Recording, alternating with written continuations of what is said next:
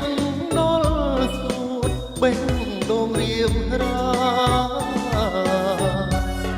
នេះគ្រាន់តែក្លិនដោយសូបិទលឹងម្លែសំហើយណាទុំរងតែម្ចាស់ផ្កាដឹងលោយ៉ាងណាទេក្លិនខ្លួនមាសមេងុយឈ្ងុំរកគ្មានបងចង់ស្គាល់ឈ្មោះ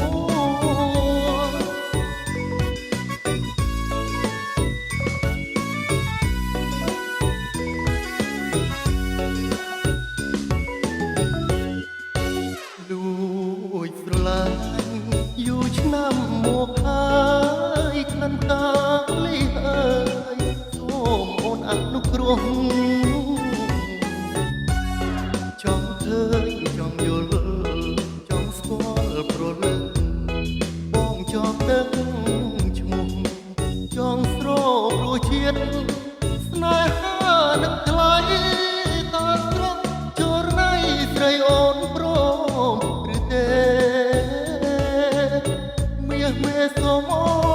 នព្រមឆ្លើយ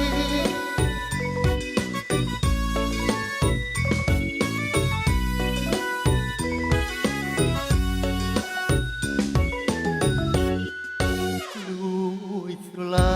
ញ់យូរឆ្នាំមកហើយក្លិនតាមលីអើយសូមអូនអនុគ្រោះចង់ឃើញចង់យល់ចង់ស្គាល់ប្រលឹងបងចង់ដឹងឈ្មោះចង់ស្រោបរសជាតិស្នេហានឹងថ្លៃតើស្រស់ចរណៃស្រីអូនព្រមឬទេមាសមេសូម